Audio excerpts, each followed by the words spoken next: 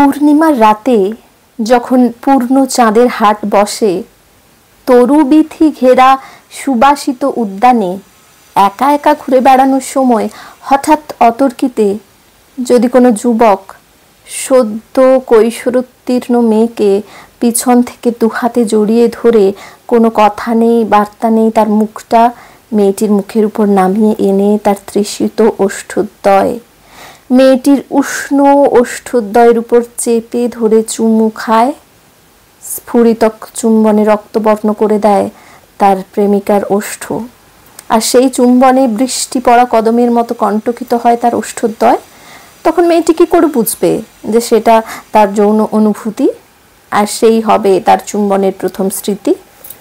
নমস্কার বন্ধুরা, আমি প্রিয়াঙ্কা। বং লাইট অফ লাইফে আপনাদের সবাইকে স্বাগত। আজকের গল্প ন্যান্সি ফ্রাইডের লেখা love and sex of a good girl. নরনারীর প্রেম ভালোবাসা আর যৌনতা নিয়ে ন্যান্সি ফ্রাইডে যে গল্প প্রবন্ধ লিখেছেন সেগুলি অনেক তাত্ত্বিক সাহিত্যিকদের কাছে অশ্লীল বলে মনে হয়েছিল, কিন্তু মূল্যায়নে ফ্রাইডের গল্পগুলি অবশ্যই কালোত্তীর্ণ। যৌন চেতনায় বা যৌন জ্ঞানে অনভিজ্ঞা এক যুবতীর কথা নিয়েই এই প্রবন্ধধর্মী গল্পটি। তবে গল্পে যাওয়ার আগে আপনাদের কাছে আমার বিনীত নিবেদন, গল্পটি ভালো লাগলে ভিডিওটিতে একটি লাইক দিয়ে যান, পারলে শেয়ার করুন, এবং যারা এখনও আমার চ্যানেলটিকে সাবস্ক্রাইব করেননি দয়া করে চ্যানেলটি সাবস্ক্রাইব করে আমার পাশে থাকুন। আপনাদের লাইক, শেয়ার এবং সাবস্ক্রাইব আমাকে আরও ভালো ভালো গল্প উপস্থাপন করতে অনুপ্রাণিত করবে। শুনতে থাকুন আজকের গল্প লাভ and sex of a good girl. কোনো কথা নেই বার্তা নেই, তার মুখটা মেয়েটির মুখের উপর নামিয়ে এনে তার তৃষিত ওষ্ঠোদ্বয় মেয়েটির উষ্ণ ওষ্ঠোদ্বয়ের উপর চেপে ধরে চুম খায়, স্ফুরিতক চুম্বনে রক্তবর্ণ করে দেয় তার প্রেমিকার ওষ্ঠ, আর সেই চুম্বনে বৃষ্টি পড়া কদমের মতো কণ্টকিত হয় তার ওষ্ঠোদ্বয়। তখন মেয়েটি কী করে বুঝবে যে সেটা তার যৌন অনুভূতি আর সেই হবে তার চুম্বনের প্রথম স্মৃতি? তার সদ্য যৌবনপ্রাপ্ত দেহ ও মনে এই যে এখন এই মুহূর্তে অন্য সব ভাবাবেগ আর সংবেদন থেকে যৌনানুভূতিকে আলাদা করে রাখার প্রয়োজনীয়তা, এরকম কিছুই ঘটেনি এর আগে তার জীবনে, এবং সাহায্যের জন্যে তাকে এভাবে হাহাকারও করতে হয়নি। যৌন উত্তেজনা হলে পুরুষদের মধ্যে একটা লক্ষণ যেমন অত্যন্ত প্রকট হয়ে ওঠে, মেয়েদের সেই ভাব প্রকাশ পায় তাদের স্তনবৃন্তের কাঠিন্য লাভের মাধ্যমে, কিন্তু অ্যানির শরীরে সেরকম ভাব কখনো দেখা যায়নি এর আগে। এটা যৌনতা প্রকাশের লক্ষণ এরকম কোনো ইঙ্গিতও তার দেহ কখনো দেয়নি। এমনকি অপর ভাবাবেগ, রোমান্টিক সাদৃশ্য এসবের সঙ্গে তার জ্ঞান বা উপলব্ধি বলতে যা বোঝায় সেরকম কিছুই ছিল না। যৌন ব্যাপারে অ্যানি ছিল একেবারে অনভিজ্ঞা। নারী ও পুরুষের কি সম্পর্ক, উভয়ের কাছে উভয়ের দেহের প্রয়োজনীয়তা এবং সেই প্রয়োজনের সৎ ব্যবহারে যে এক অনাস্বাদিত সুখানুভূতি জাগে উভয়ের দেহ মনে, এসব কিছুই জানা ছিল না অ্যানির। এর জন্য অবশ্য তাকে নিষ্পাপ আখ্যা দিলে বোধহয় সত্যের অপবাদ হবে কিংবা প্রকৃতিকে অবমাননা করা হবে। এই কারণে যে সময়ে নারী পুরুষের দেহ মনে যৌনানুভূতি জাগাটা কোনো সামাজিক অপরাধ নয়, বরং প্রকৃতির নিয়মে তাকে বলা যায় অক্ষম, অজ্ঞ কিংবা নিষ্ক্রিয়, যা কখনোই কাম্য হতে পারে না। আর যদি কোনো নারী পুরুষের মধ্যে এই ধরনের মনোভাব চলতেই থাকে চিরদিন, তাহলে সৃষ্টির বিনাশ ঘটবে, নতুন প্রজন্মের জন্ম আর হবে না। একটা পরিবার, একটা জাতির তথা একটা দেশের অস্তিত্ব তখন বিলুপ্ত প্রায় হয়ে দাঁড়াবে। এমন অনেক মেয়ে আছে যৌন ব্যাপারটা যার কাছে একেবারে অদ্ভুত, ঘৃণ্য এবং গ্রহণযোগ্য হতে পারে না।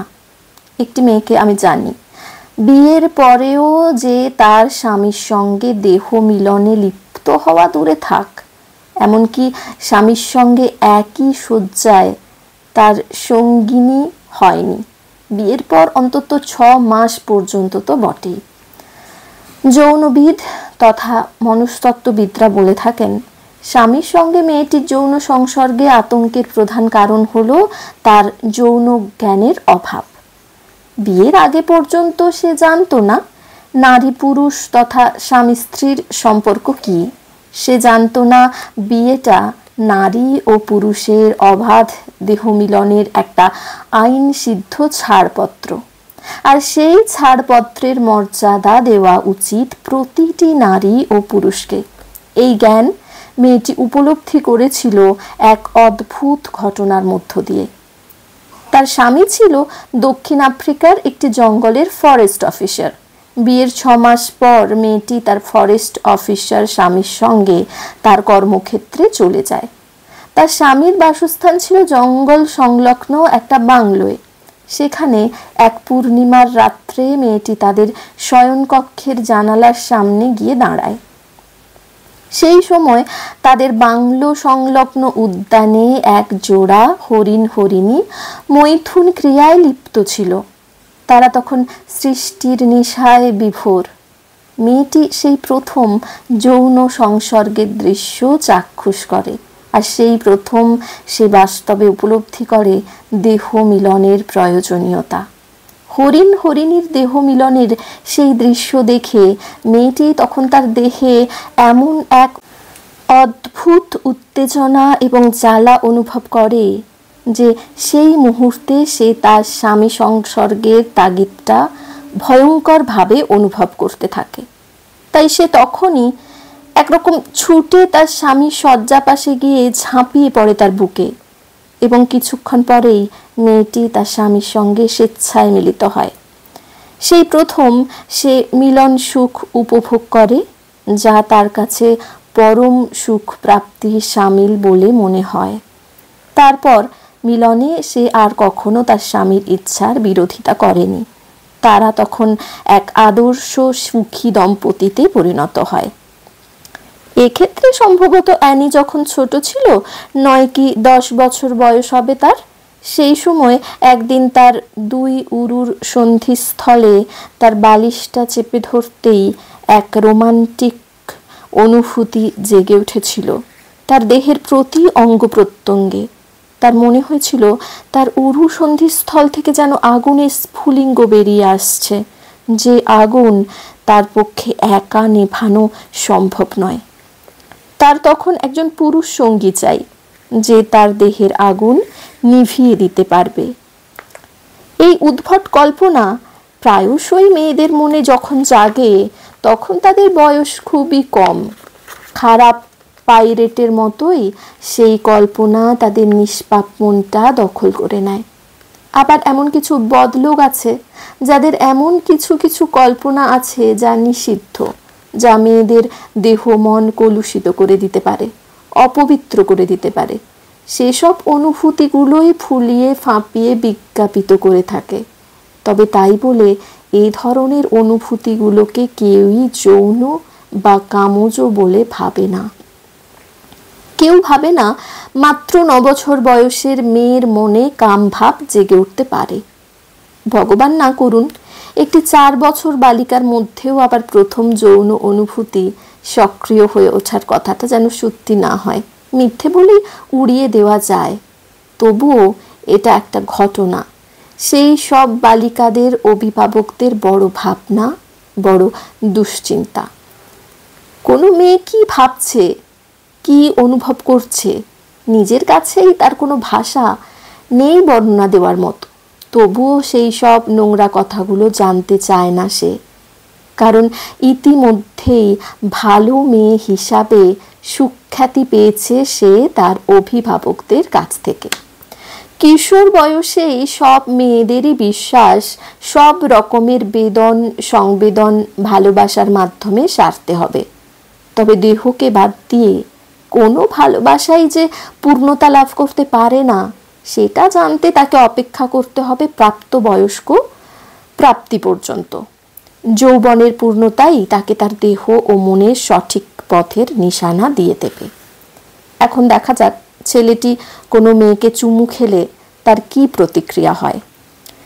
ছেলেটি মেয়েটির মনে এই সব মনোভাব জাগিয়ে তোলে তার নিজের অভিজ্ঞতা দিয়ে, যা সে রপ্ত করেছিল যৌন উত্তেজক গানের কথা আর সুর থেকে, রোমান্টিক উপন্যাসের পরিচ্ছদ থেকে, ছায়াছবির প্রেমের দৃশ্য থেকে।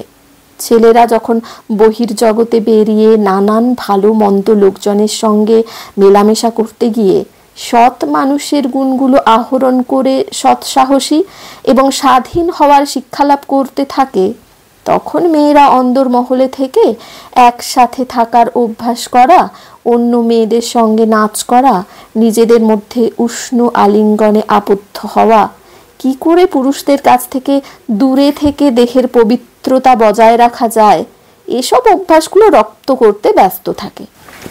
এই ধরনের নিশ্ছিদ্র বন্ধুত্বের ফলে মেয়েরা বহুর মধ্যে একতা রক্ষা করে চলতে থাকে, যেমন তারা তাদের মায়ের সঙ্গে এক হয়ে থাকে। আর এই ভাবটা জিইয়ে রাখার জন্য তারা বারবার নিজেদের মধ্যে অভ্যাস করে নিতে থাকে, যতক্ষণ না ছেলেরা তাদের গ্রহণ করার জন্য নিজেদেরকে প্রস্তুত করে তোলে। আর যদি এই সব ভালো ভালো বন্ধুত্বের মধ্যে একটিও তালগোল পাকিয়ে যায় কিংবা ভণ্ডুল হয়ে যায়, তাহলে সেক্ষেত্রে বিশ্বাসভঙ্গের বেদনা কোনো মায়ের পরিত্যক্ত শিশুর বেদনারই সামিল বলা যায়। এই বিশ্বাসভঙ্গতা স্বাবলম্বনে বহু প্রয়োজনীয় শিক্ষার ব্যাপারে তেমন কোনো উপকার করতে পারে না, বরং পতনই ডেকে আনে তাদের জীবনে। মেয়েরা তাদের নিজেদের ব্যক্তিগত ধ্যান ধারণার বাইরে কতটুকুই বা জানে? তারা তাদের সারাটা জীবন ধরে একসঙ্গে থাকা ভালো সম্পর্ক বজায় রাখার জন্যেই শুধু প্রশংসিত হয়ে থাকে, কিন্তু সেই সব স্থিতাবস্থা বজায় রাখতে গিয়ে তাদের যে কি পরিমাণ আত্মবলি দিতে হয় সেটা ঘুণাক্ষরেও কেউ ভেবে দেখার প্রয়োজন মনে করে না। তাই তারা পূর্ণ চাঁদের হাটে নিজেদেরকে একসাথে সামিল করেছে আজ, ছেলে এবং মেয়েটি। ছেলেটিকে দেখে মনে হয় বেচারা নিরীহ নিষ্পাপ, তার সম্পর্কে মেয়েটির ধারণা এই রকমই। এরকম একটা ভালো ধারণা করে নিয়েই সে তাকে স্পর্শ করে, চুমু খায়, সুখ অনুভব করে। এখন দেখতে হবে যুবকরা এই সব মেয়েদের কতটুকুই বা জানে। তার একটা হাত তখন মেয়েটির কোমরে বেষ্টিত এবং আর অন্য হাতটি তখন মেয়েটির দুই উরুর সন্ধিস্থল ছুঁই ছুঁই। মেয়েটি আশৈশব যে পবিত্র ভাবধারায় বড় হয়ে উঠেছে, তার কাছে ছেলেটির এমন এক বিসদৃশ ব্যবহার যেন তার কাছে বিনা মেঘে বজ্রাঘাতে সামিল। তাই সে সঙ্গে সঙ্গে ফুঁসে ওঠে। মেয়েটি তখন ক্রুদ্ধ স্বরে ছেলেটিকে তিরস্কার করে বলে, সে এক জঘন্য চরিত্রের ছেলে। মেয়েটি কেঁদে ফেলে। ছেলেটি কি করে তাকে বাজারি মেয়ে ভাবল? এতদিন সে ভালো মেয়ে হওয়ার সব রকম নিয়মনিষ্ঠ পালন করে এসেছে, তার সেই প্রাপ্য মর্যাদা দেবে না ছেলেটি? ছেলেটির তার এই সব ভালো ভালো কাজের পুরস্কার দেওয়ার কথা, তাকে এভাবে নির্যাতন করার কথা তো নয়। তাছাড়া মেয়েটি তার বাহুবন্ধনে আবদ্ধ থাকার সময় যে রোমান্টিক ভাব অনুভব করেছিল, অপর হাত দিয়ে সেটা সে ধ্বংস করে দিয়েছে। ছেলেটি তার উপর যে অন্যায় ব্যবহার করেছে তার খেসারত তাকে দিতেই হবে। যদি ছেলেটি আবার তার হাত মেয়েটির গায়ে দিতে চায়, তাহলে সেটা হবে তার শর্তে। কোনো ছেলের সঙ্গে কোনো মেয়ের বন্ধুত্ব স্থাপন করার ক্ষেত্রে মেয়েটির প্রথম শিক্ষাই হলো তাকে আভাস দেওয়া এই বলে যে যৌন ভাবটাকে সময় মতো ব্যবহার করার আগে পর্যন্ত প্রশমিত করে রাখা। এর জন্যে যদি ছেলেটির মনক্ষুণ্ণ হয় তাহলে সে নাচার, আর তার পক্ষে ছেলেটি এবার মেয়েটির ওপর ভার দেয়, সে স্থির করুক তাদের মধ্যে কোনো সেক্স হবে কি হবে না। মেয়েটি এর আগে যেভাবে ছেলেটির ওপর তার ক্ষমতা প্রয়োগ করেছিল সে কথাটা মেয়েটিকে মনে করিয়ে দিতে চাইল সে। ছেলেটিও তাকে এও জানিয়ে দেয় যে মেয়েটিকে এখনও চায় সে। ভালোবাসার দরাদরি তাকে এমন বিরক্ত হয়ে যে করতে হবে ভাবতেই পারেনি ছেলেটি। তাই এভাবেই না বলা শর্তে তাদের ভালোবাসার ভিত এভাবেই রচিত হয়। অতএব নারী ও পুরুষের মধ্যে এভাবেই যুদ্ধের সূত্রপাত। যদি কখনো মেয়েটি উপলব্ধি করে যৌনতার অধিকার তার আছে, যৌবন প্রাপ্তির সঙ্গে সঙ্গে তার দেহের প্রতিটি অঙ্গ প্রত্যঙ্গে এমনকি প্রতিটি লোমকূপে যৌনতার প্রকাশ ঘটছে, যা তার প্রেমিকের কাছে আকর্ষণীয় এবং প্রকৃতির নিয়মে সেটাই কাম্য, এই কারণে যে যৌনক্রিয়া একা নারী কিংবা একা পুরুষের শত চেষ্টাতেও সম্পন্ন করা সম্ভব নয়, সেটা করতে হয় যৌথভাবে উভয়ের সম্মতিতেই। তার এই নবলব্ধ উপলব্ধির পরেও কি মেয়েটির মধ্যে কোনো পরিবর্তন আসবে বলে মনে হয়? হস্তমৈথুন সব কিছু সমাধান করতে পারে না। তাই এক্ষেত্রে সবচেয়ে গুরুত্বপূর্ণ শিক্ষা হলো ভালোবাসা থেকে যৌন ভাবটাকে কখনোই আলাদা করে রাখা উচিত নয়। প্রেম ও যৌনতা এ দুটি একে অপরের পরিপূরক, তাই এ দুটিকে একসাথে নিয়েই ঘর করতে হয়। মেলামেশা করতে হয় প্রতিটি নারী পুরুষকে। মেয়েদের মেয়েবেলার ভাবধারা অন্যরকম থাকে, মায়ের শিক্ষায় অন্যভাবে তারা নিজেদেরকে গড়ে তোলে। মায়ের শিক্ষা হলো সবসময় নিজের দেহটাকে পবিত্র রাখার চেষ্টা করবে, কুমারিত্ব বজায় রাখার চেষ্টা করবে, পুরুষের প্রলোভন থেকে নিজেকে দূরে সরিয়ে রাখবে।